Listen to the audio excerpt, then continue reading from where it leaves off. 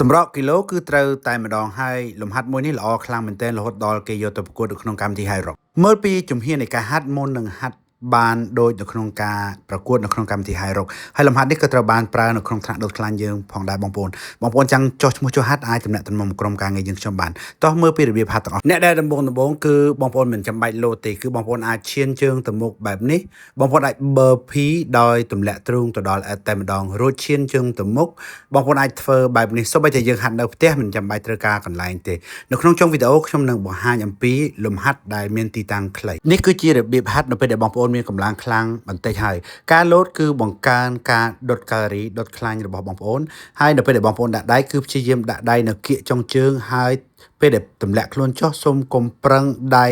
គឺព្យាយាមដាក់ទ្រូងរហូតដល់ឥតប្រើក្បាលពោះលោតជើងទៅរកដៃបងប្អូនអាចហាត់ចុះឡើងបែបនេះត្រឹមតែ30នាទីឯងឃើញថាលទ្ធផលគួរជាទីពេញចិត្តលក្ខណៈពិសេសនៃលំហាត់នេះគឺបងប្អូនមិនត្រូវដាក់ដៃឆ្ងាយពីចុងជើងនោះទេហើយគឺមិនត្រូវលោតខ្ពស់ឡើងលើពេកនោះដែរបងប្អូនគឺបងប្អូនព្យាយាមលោតយកចម្ងាយពីព្រោះនៅក្នុងការប្រកួត High Rock គឺគេគិត2នាទីដែលបងប្អូនត្រូវលោតចំនួនដូចជា800ម៉ែត្រតាមដែលខ្ញុំចាំហើយនៅពេលដែលបងប្អូនមានទីខ្លីបងប្អូនអាចហាត់ដូចអ្វីដែលខ្ញុំបង្ហាញនេះគឺបងប្អូនលោតទៅមុខមួយរួចបកថយក្រោយសូម្បីតែនៅក្នុងបន្ទប់គេងក៏ហាត់បានដែរបងប្អូនគឺមិនចាំបាច់ទៅជីមទេព្រោះអីភ្លៀងខ្លាំងណាស់មួយរយៈពេលនេះអរគុណច្រើនកុំភ្លេចចុច like ហើយ follow page មួយផងអរគុណម្ដងទៀតអរគុណច្រើន